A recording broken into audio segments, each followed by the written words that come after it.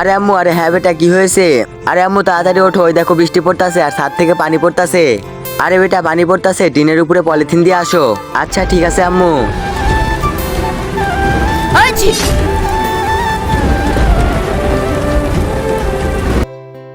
আরে বেটা, এখনো তো বৃষ্টি থামছে না। হ্যাঁ আম্মু, বৃষ্টির জন্য তো ঘরে সব জিনিস নষ্ট হয়ে যাবে। এই সব জিনিসপাতি খাটের উপরে রেখে দেই।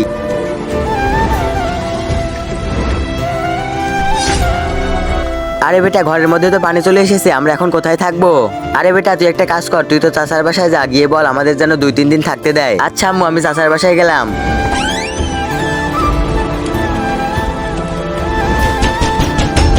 আরে এখন আবার কি আসলো?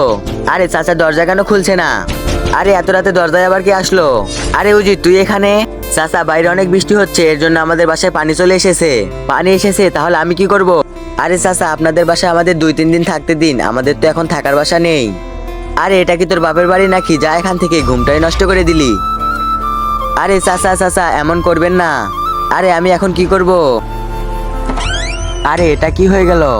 তার আগে বন্ধুরা, তুমি কোন দেশকে ভালোবাসো? ইন্ডিয়াকে ভালোবাসো নাকি বাংলাদেশকে ভালোবাসো? যদি তুমি ইন্ডিয়াকে ভালোবাসো তাহলে লাইক করে চ্যানেলটিকে সাবস্ক্রাইব করে দাও, আর তুমি যদি বাংলাদেশকে ভালোবাসো তাহলে লাইক করে চ্যানেলটিকে সাবস্ক্রাইব করে কমেন্ট বক্সে বাংলাদেশের পতাকা দিয়ে যাও। আর যদি না করো তাহলে আমি ভেবে নিব তুমি কোনো দেশকে ভালোবাসো না।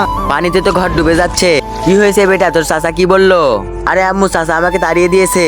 এর জন্য গরিবের আপন বলতে কেউ হয় না। বন্ধুরা, ভিডিওটি ভালো লাগলে লাইক করে চ্যানেলটিকে সাবস্ক্রাইব করে দাও আর কমেন্টে পার্ট 2 লিখে দাও।